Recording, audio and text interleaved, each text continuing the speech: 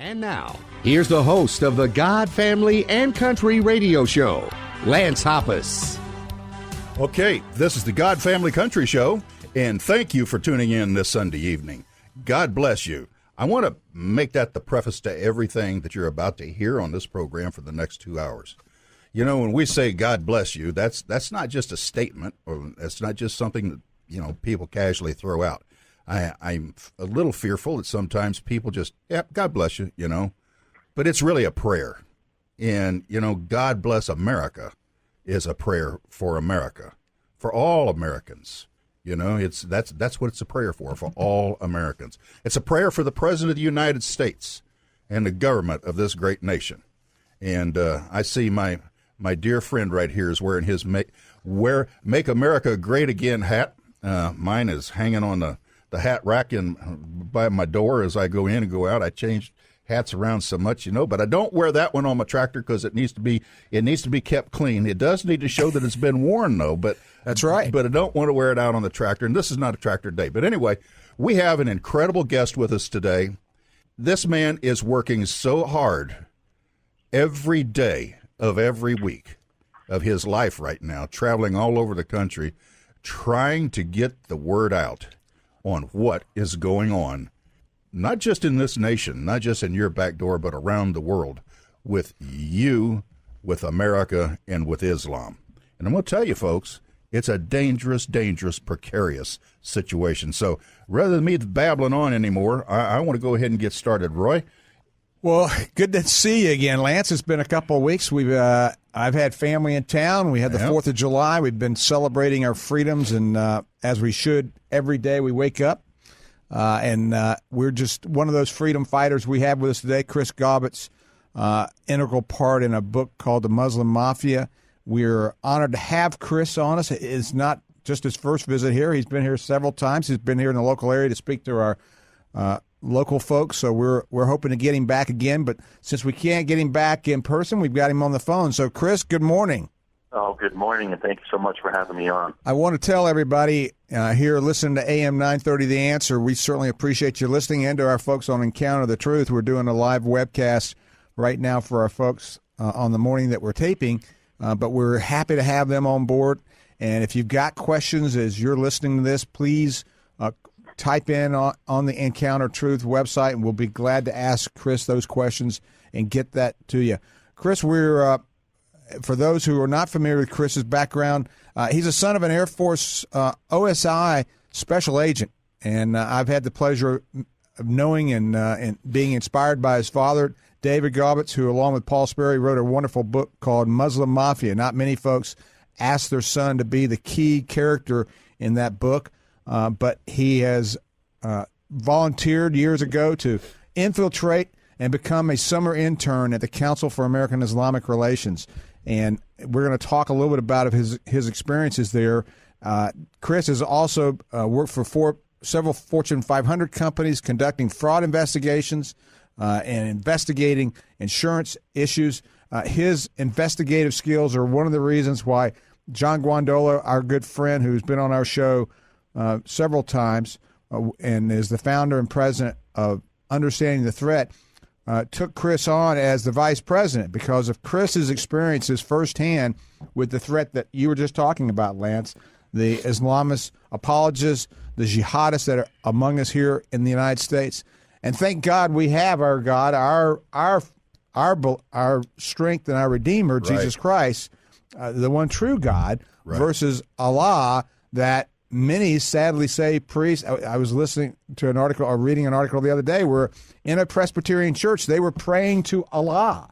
You got to be kidding me. No. This is up in Washington State where the national conference was praying to Allah because they were all assuming it was the same God. And Chris, as a believer, and John Guandola, as a believer, understand how misdirected and misinformed these well-meaning Christians are misleading their flock. And Chris is one of those who is out there telling the truth. And Chris, I want to start off with some good news because we kind of give this kind of shocking news, but we have had some good news out of the Trump administration and out of this administration, despite all the efforts to keep that good news from getting out. Tell us a little bit about some of the things that are happening that you'd share with our listeners. And again, welcome to the show today. thank you so much.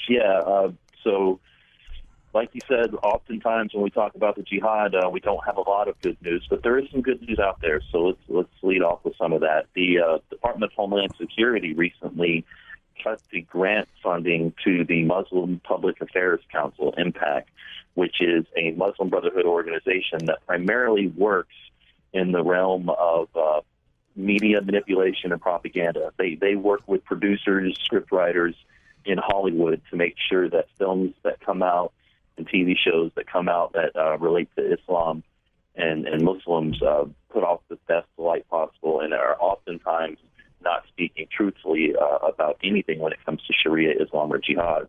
And so they also work with legislators, and they have had their funding cut from the Department of Homeland Security, which the fact that we were ever even funding Muslim Brotherhood organizations anyway is concerning and troubling. But we said we would bring good news, so there's some good news there. That is. Well, that is good news, Chris. That's, every little thing that is positive in the fight against Islam is good news. And we have to remember, Chris, that here in America, the Muslim Brotherhood and CAIR and Islam, they got started in this nation as a small seed. And just because we get pushed back and pushed back and pushed back, we have to remember that, our plant is really greater than their small seed that they started with.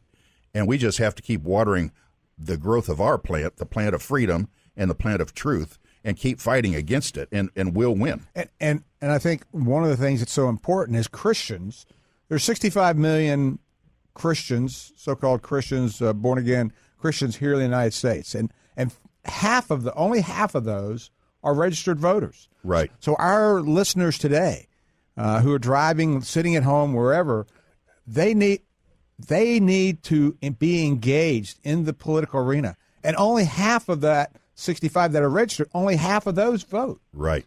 And that's right. And in 1917, it was just 2% of the Soviets. You have to vote your prayer. Yeah, right.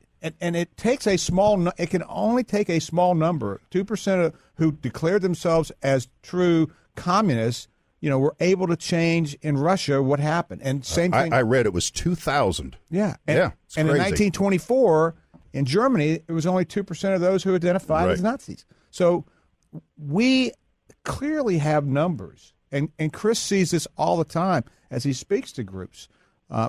The other good news, they talked about one of the religious events that had been held at the White House for quite some time. Tell us a little bit about what was the response and what exactly was that event for our listeners to understand how some of this subtle pushback is being effective. Yeah, so the Iftar dinner, which is a dinner where Muslims break the fast during Ramadan, was canceled by the Trump administration. Now, symbolically, Lance and Roy, this is absolutely huge. Yes, I saw that. Because it shows the tone is changing in Washington from our very commander-in-chief saying that we are not going to be celebrating Iftar dinners and we're not going to be celebrating Ramadan at the White House. This is just absolutely huge. The apologists, the jihadi apologists, will say that this is a tradition, the Iftar dinner in the White House, that goes all the way back to Thomas Jefferson. That's one narrative. The true narrative is that this is a tradition that goes all the way back to First Lady Hillary Clinton. Thomas Jefferson understood that the first war that Americans ever fought after the Revolutionary War was against jihadis, the Barbary states that were raiding our ships and confiscating our goods and taking people into slavery and ransoming them back to us. And so Thomas Jefferson never held an Iftar dinner. He simply met with diplomats to try to figure out a way to stop our ships from being seized. But Hillary Clinton did institute the Iftar dinner, and I am just so grateful that President Trump was bold enough and courageous enough to say, no, we're not going to do this anymore. Really sets the tone for the next 7 years on this. Chris, our president, God, I love saying that about this man. Our president, my president, the president of the United States, Donald J. Trump, not only did that, but when he went to Poland, he gave an incredible speech proclaiming how great the Western civilization is, and we're the West. You know, he stepped right up and stood right out there with that great nationalist speech that he gave. And, you know, you're right, Chris. We have a man in office that's finally understanding the problem and fighting for us. And all America needs to be behind him. Absolutely. Absolutely. He's putting our interests first, which is something we haven't seen for a while. That's right. You know, Chris, you have so much to bring to the table. I don't want to keep talking. I want to keep hearing you. So what else do you have to share with us right now? Well, I'm the vice president of an organization called Understanding the Threat. And I just want to reiterate something that Colonel White mentioned earlier about going around and traveling and speaking to different groups all over the country about the global Islamic movement, the threat of Islam, jihad, and Sharia.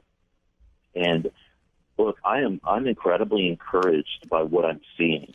What I'm seeing and have seen for the last year, particularly since the election, though, is that there's this change in the air where people are taking a sigh of relief, and they're actually feeling like they can speak truthfully again.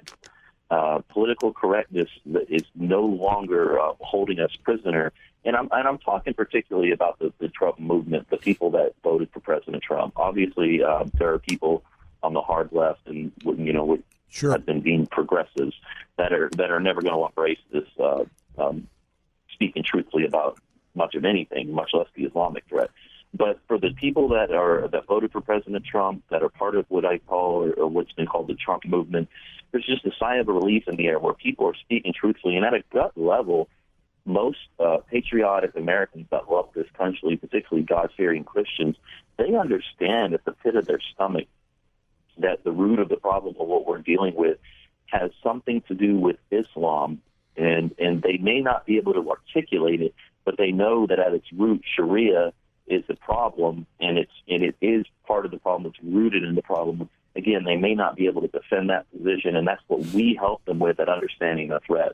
Our big push right now is to train and educate citizens, legislators, and law enforcement to be able to understand the jihadi movement and to be able to speak truthfully about this with confidence, so that they can get more and more people to understand that we have a real problem in this country. If we want to avoid what we're seeing over in Europe, which is literally, in some parts, it looks like the collapse of certain countries within Europe. If we want to avoid that, then we have to get educated about this threat. And that's what we're passionate about in Understanding the Threat. And we are working at this daily to get more and more people to be able to speak about this issue with friends, with families, with civic groups, with legislators, with their pastors, with law enforcement. This is an all hands on deck effort. If we want to start putting freedom back on the offensive, we really need to understand what we're up against. That's the beginning of everything. It's just understanding what we're up against. You know, Chris, what you're talking about right now, the very message that you're delivering could not be more imperative for Americans, because if anybody's paying attention to the news and the small news lines that are coming out, we have to take a look north. And I believe that what's happening just north of our border is, to me, it's a very, very frightening situation. Canada is, of course, connected to England, but we know now that the Prime Minister of Canada is Muslim. He's converted to Islam. That's pretty much a given fact by just the things that he's doing in life. Canada now has put in position tribunals that, let's see, what is it? Human civil rights tribunals. And just this week, and I believe you already know where I'm going because you stay tuned into all this stuff. Just this week it came out that a gentleman, he and his wife, who are landlords, they own an apartment building or an apartment itself. The apartment was rented by Muslims, and they let the people that were in the apartment, they gave them a 24-hour notice that they were going to come see them to show the apartment because the Muslim tenants had told them they were going to be moving, so they wanted to show the apartment. Regardless of the ins and outs and the ups and downs of it, the long and short story of it is that this gentleman, the landlord showed up at the apartment of the Muslim tenants, and he went ahead and showed the apartment. He was sued for $12,000, $6,000 for his wife, $6,000 for him, because they wore their shoes inside the apartment of the Muslims. And the Muslims won. It was deemed through the tribunal in Canada that this gentleman, he had to pay $12,000 to this Muslim family because he wore his shoes inside their apartment. Canada has also instituted a gender law when it comes to speech, that you cannot identify anybody by gender, because if you do, you can be subject to fine and imprisonment. This is just north of our borders, and don't think that it just stays, listeners, above our border.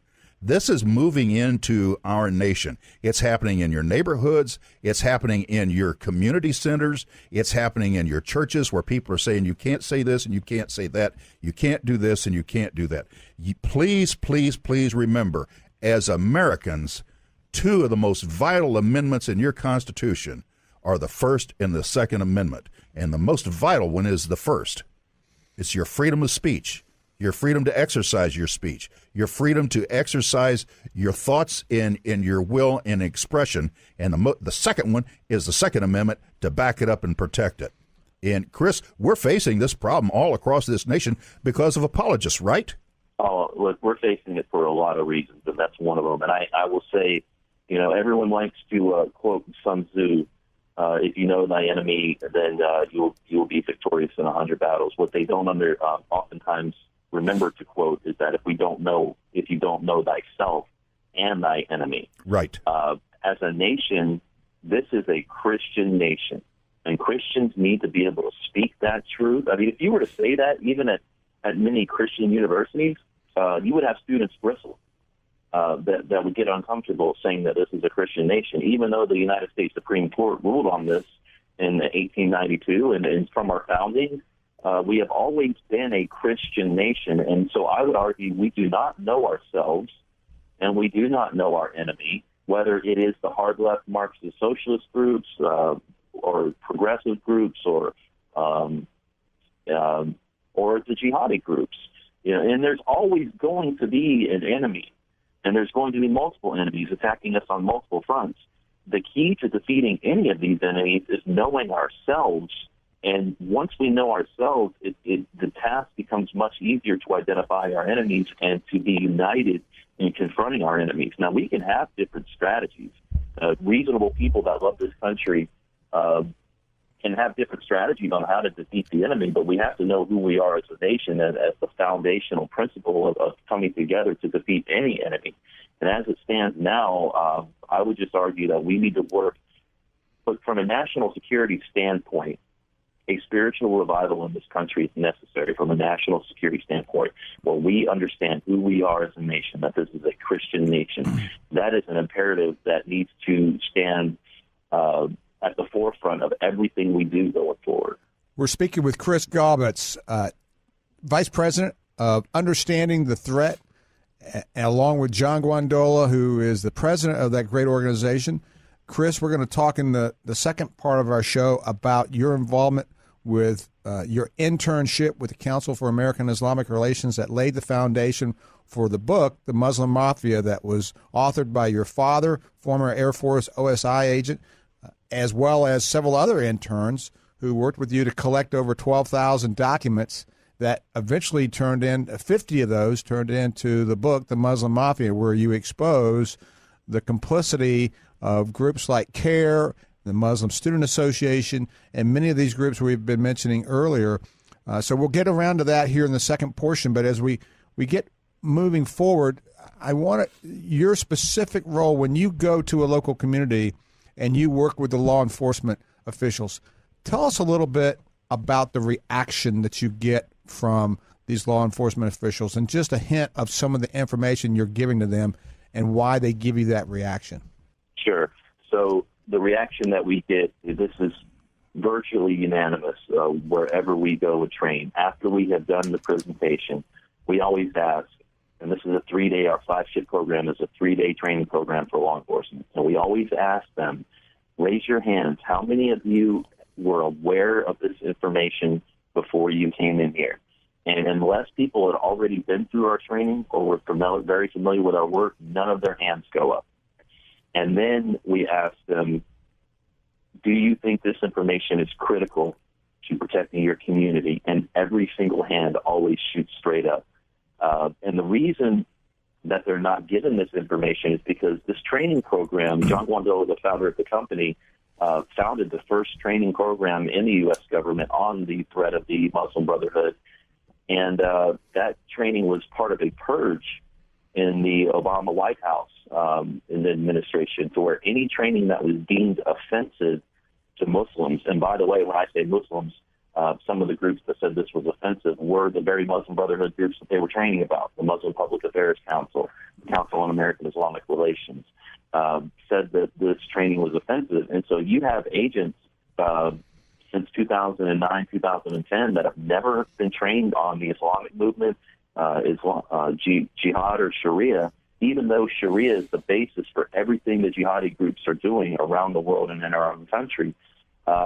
And so oftentimes local law enforcement relies on the FBI and relies on federal agencies to train them on matters of counterterrorism and the jihadi movement, and they're not getting that training. So there's a reason that when we ask them, have you heard this information before, they haven't, but they all believe that the information is critical.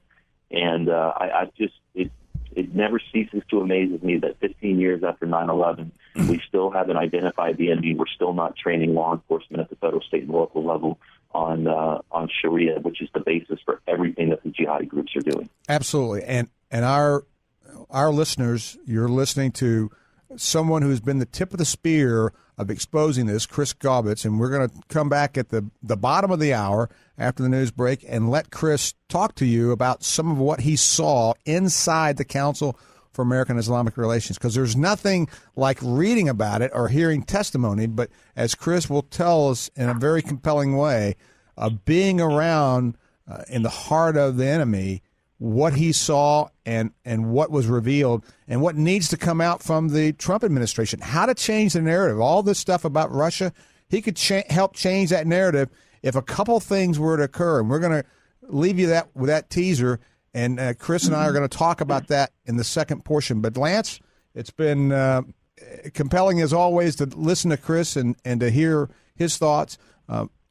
We want our listeners. How do they get in touch? How do they hear this again if they want to share this with their friends? This is real easy, folks. If you want to share this program with your friends and your family, go to 930amtheanswer.com. 930amtheanswer.com. And look up the God Family Country show, the God Family Country radio show. That's where you'll find this program being podcast that you can listen to anytime. And the title of this program for this week is Interview with Chris Gaubitz. How do you spell that, Roy? Gaubatz. And Chris, we're just glad to have you. Stick around for a little bit, folks. We're going to be right back at the bottom of the hour. We want you to listen to the news and get all the latest from our sponsors. So we want to, again, thank you for listening, Lance. Looking forward to having this next 25 minutes with Chris. Yeah, Chris, we're going to rock it. We're going to come right back in just a few seconds, folks. Don't go away. God bless you. Stick with us. We're back. This is Lance Hoppus with the God Family Country Show. God has blessed me with his vision and the impetus to be able to do this radio program every single Sunday evening. I learned a long time ago to listen to those little things that I hear, those nudges. So I know that this is God's will. This program comes out to you, the listener, because God gives me also the ability to be able to fund it. And all the money that I make, always in my professional life, and the money that I put in the direction of this radio show is a gift to me from the Lord God Almighty. I don't do any of it at all. It's always a gift to me from the Lord God Almighty. So therefore, that means that this information that you're receiving is a gift to you from the Lord God. He wants you to hear this message because understand something. I mean this. Understand that this nation is God's. Okay?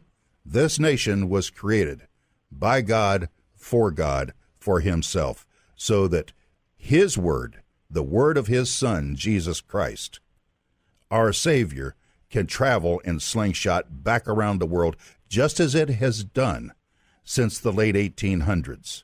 That was the purpose of this nation, to become the mission platform of God's Word.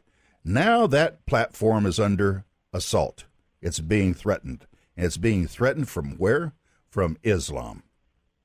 I have to believe that in the bottom of my heart. And I believe in the bottom of my heart that God wants us to fight against it. I believe in the bottom of my heart that your God, the Christian God, is not the God of Allah. It is not Allah. That's not him. Nope. And if you think it is, please, as a Christian, get off your lazy backside and do some research into who Allah is, the definition of Allah, and go back and read your Bible. Who is God? God is the one that put the sun where it is, hung the moon where it is, and all the stars where they are. God is the one that created this earth that we live on and all that is in it, on it, above it, and around it. None other. He's not the moon god. He is the only God. He said so. He said, I am the Alpha. Okay? I am the I am. I'm turning it back over to you, Roy. Well, Lance, you're exactly right.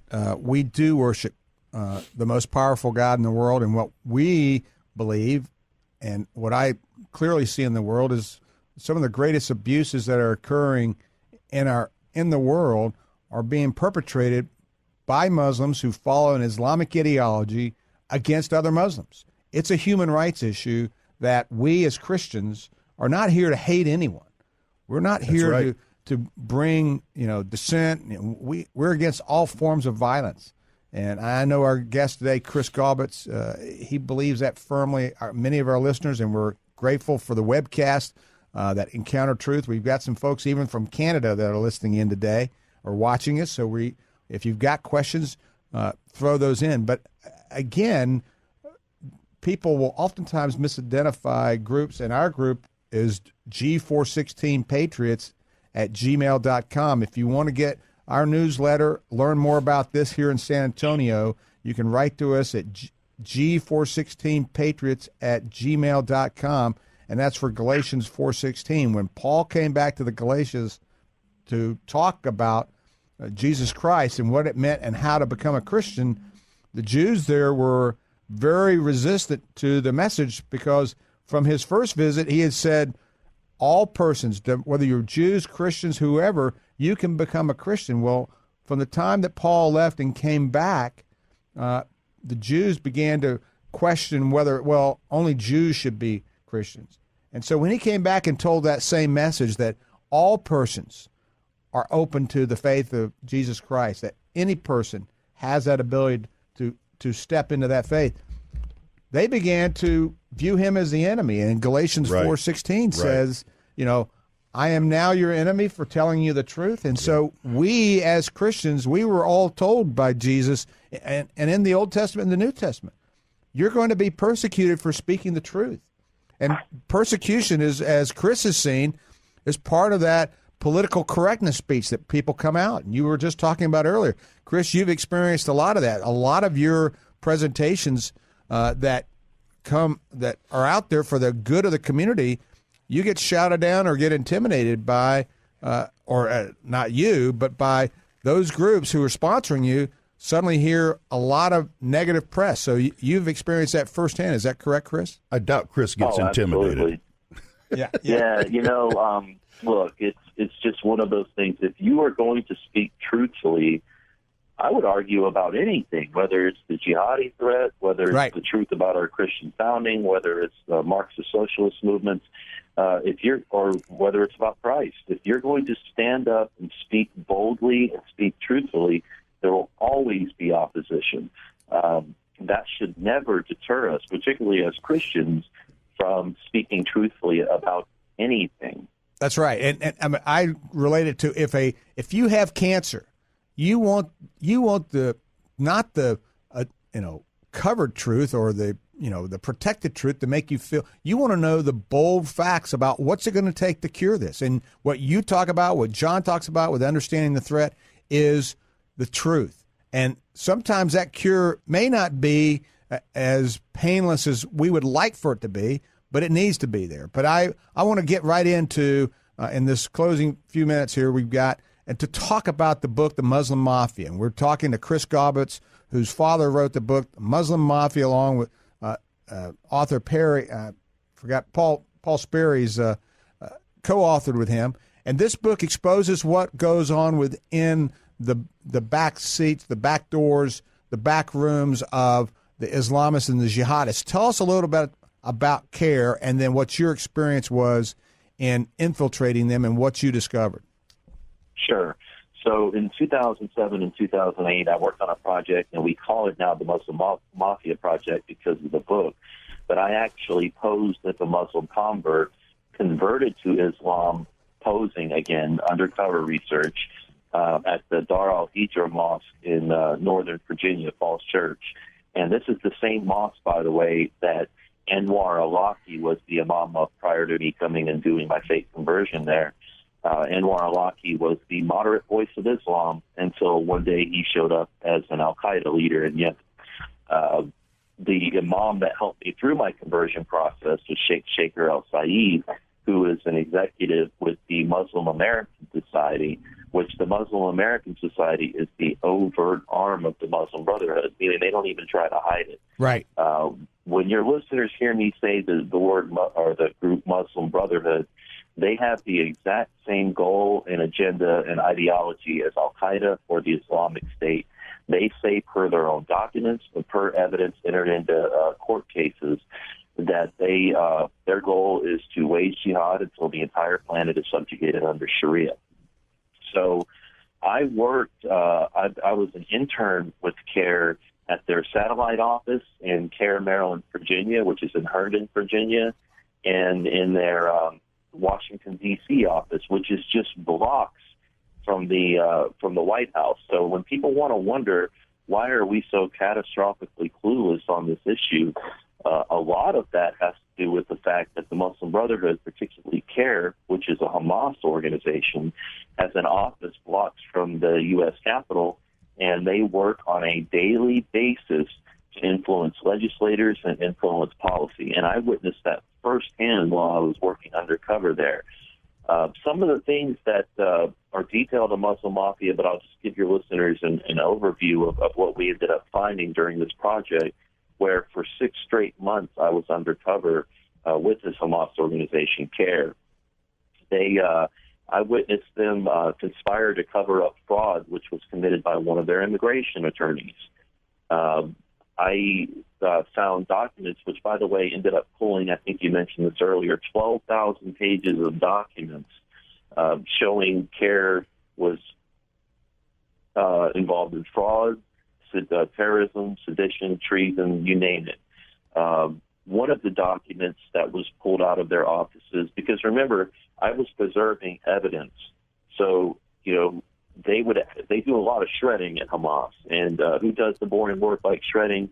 The intern. And so I was given access to a lot of documents, and I preserved evidence. One of the documents that I preserved was a meeting at CARE where they discussed coordinating with bin Laden and his associates. So you've got Hamas discussing coordinating with Al-Qaeda. I watched them and preserved documents showing that they were working to place staffers and interns inside congressional offices. I watched them conspire to, through their documents, conspire to influence Congress, and specifically the Judiciary, Intelligence, and Homeland Security Committees. We preserved a email exchange document that showing that they were ordering books from the Saudi embassy on the virtue of jihad and martyrdom. They also tasked, per their own documents in their meetings, they tasked each of their Hamas chapters throughout the country to influence at least 2 legislators. So these are just a few of the examples. And one of the main things, remember, when we talk about jihad, and I train law enforcement and with understanding the threat, and John does as well on jihad. Understand that from a Sharia perspective, jihad is total warfare. It is not just people that are shooting things and blowing things up. Right, that is exactly. An aspect of the jihad. The other aspect is intelligence gathering, espionage, treason, political influence operations, and media manipulation and propaganda. So the Rolodex that CARE or Hamas has is huge when it comes to media contact. So there's a reason that a jihadi, we'll just use Orlando as an example, can say why they're fighting, what they're fighting for. They're fighting for the Islamic State, and the Islamic State's purpose is to establish a caliphate all over the planet under Sharia.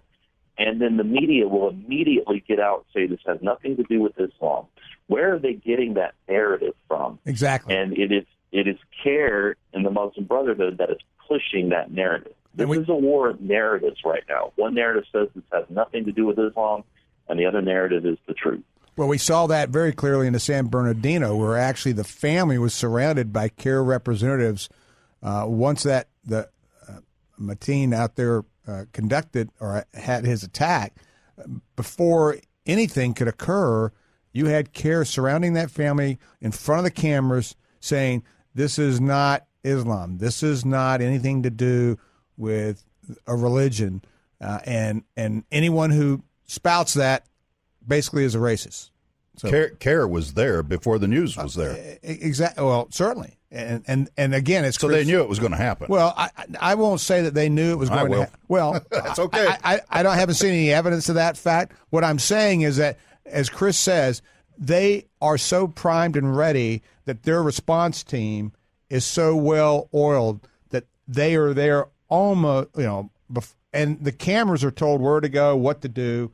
So they're very smart. Chris, as your experience, you were there in Washington. Did you ever have a chance to go over to the Islamic Society in North America?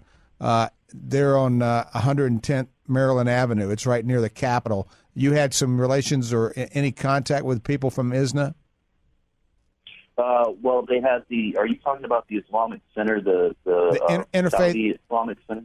The Interfaith Community Alliance, they're located, it's right across from the Capitol. That building, that address is right next to the United Methodist Church headquarters, and that building is actually owned, that the Islamic Society of North America is in, the Office for Interfaith Community, is owned by the United Methodist Church. So they lease out that office space to a known terrorist organization and as part of the interfaith group. So that's one of the reasons why our listeners who are members of the Methodist Church, and I've spoken to my pastor about this, and that's one reason why I don't give to, my tithing goes to those groups that are out witnessing to Muslims and teaching churches how to do that. I think that's important because money is what talks in churches.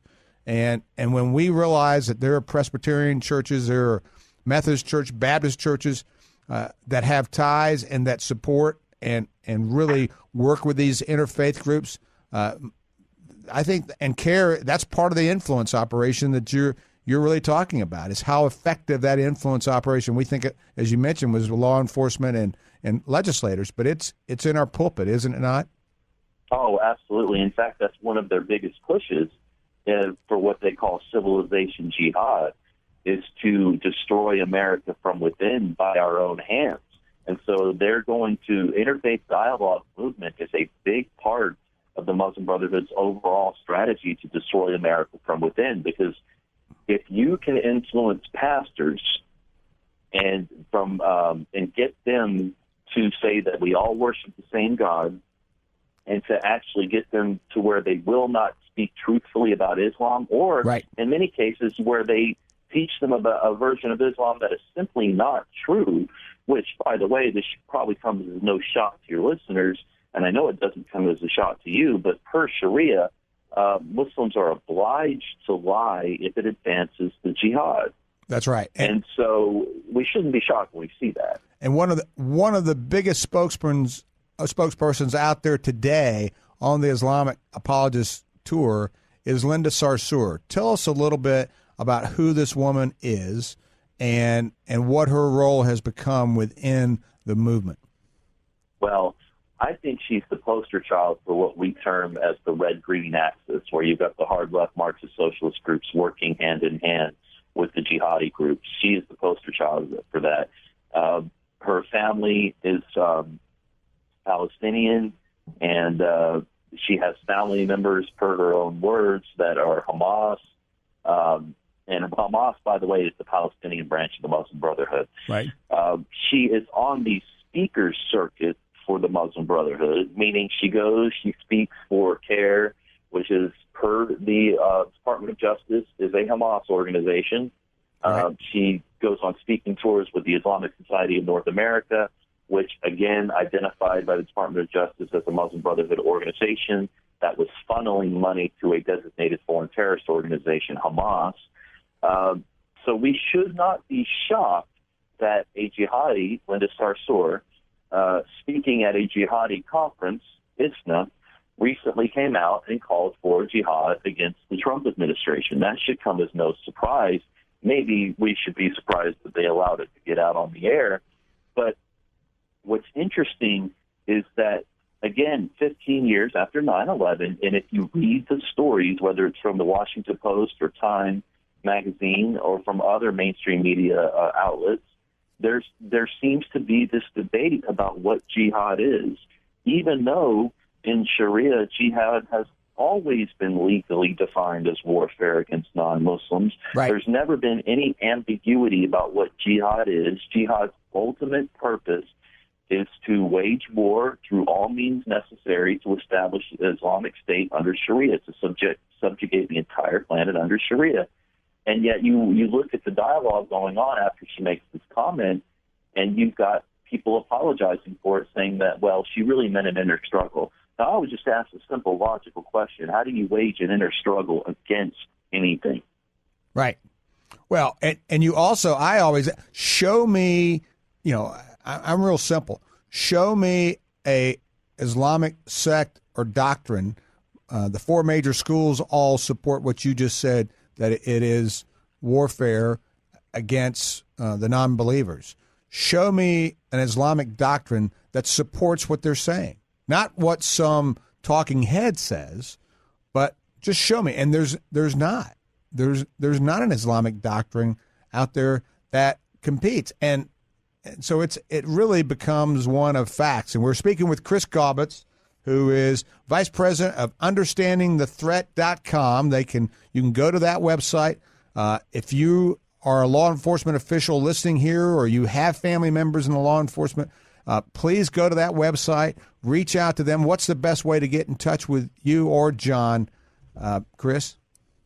Well, you can go on our website, UnderstandingTheThreat.com, and just click the contact button. Okay. And one of the big pushes that we're doing right now, we feel so strongly that pastors speaking truthfully about the Islam, Sharia, and jihad is so critical that we are willing to speak to any church that invites us out. We don't ask for any speaking fees, anything like that. We're willing to come and speak about this. And if you want more information about that, contact us on our website at understandingthethreat.com. Either myself or John, depending on where it is, would be glad to come out there.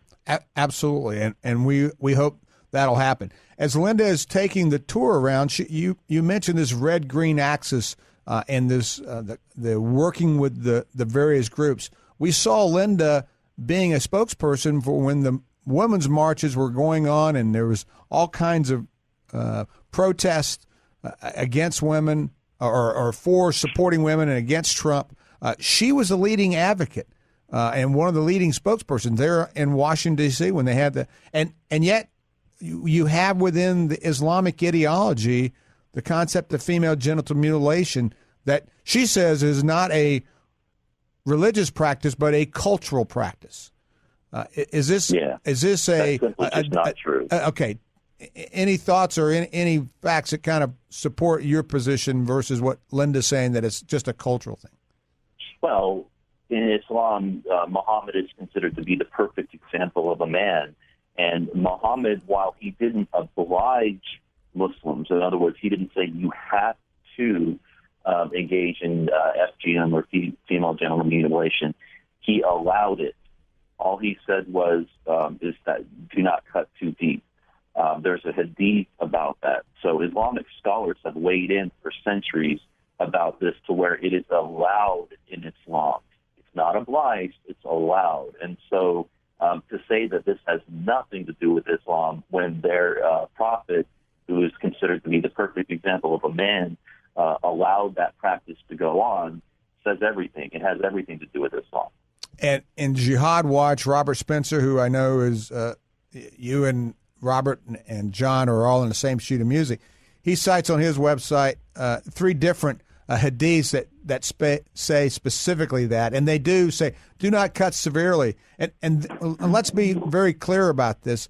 This is something that's going on not just in some faraway country.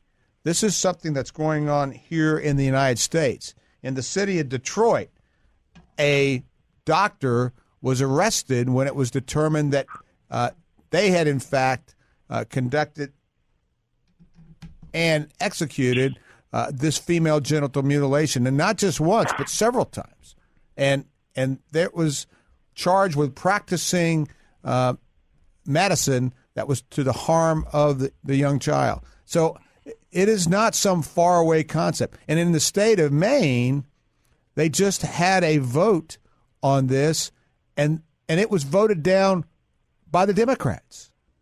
They were trying to protect young Muslim girls, and the Democrats in the state of Maine voted it down. The governor was totally appalled. It really is amazing. So this sense of deception and lying is practiced by their leading spokesperson, and this influence operation obviously and it crosses the lines, not just Democrats but also Republicans too. Chris, we've got just about a minute and a half left. Closing comments, thoughts for people who are listening.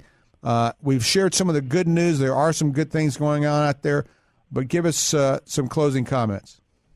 Well, quickly on just that conversation about FGM, isn't it interesting that Muslim Brotherhood groups are saying that FGM has nothing to do with Islam, but they're also the same groups that are opposing any legislation that would protect women and girls from FGM.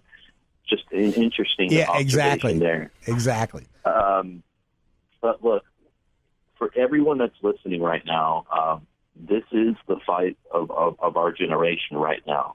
We see the collapse of Europe going on right now. Certain countries in the UK that have allowed Islam, Sharia, and jihad to permeate every aspect of their life are at a tipping point now where there's no kind or gentler way to get out of this. There's going to have to be, short of a miracle, there's going to be certain countries that will fall and become Islamic states in Europe.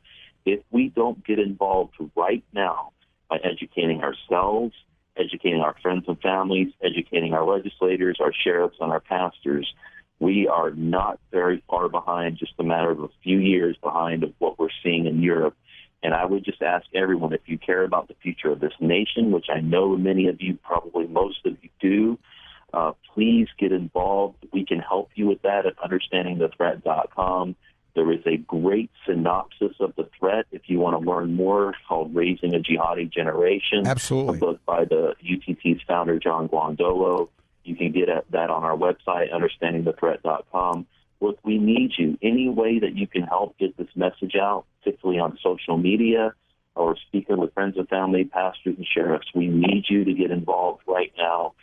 We need everyone involved yesterday. Okay. So, well, good. Well, write to us at G416patriots@gmail.com here locally. And Lance, over to you for the second hour coming up. Folks, we're out of time. This is the God Family Country Show. Do not go away. We're going to be back in about 5 minutes with the second hour, starting right off the bat.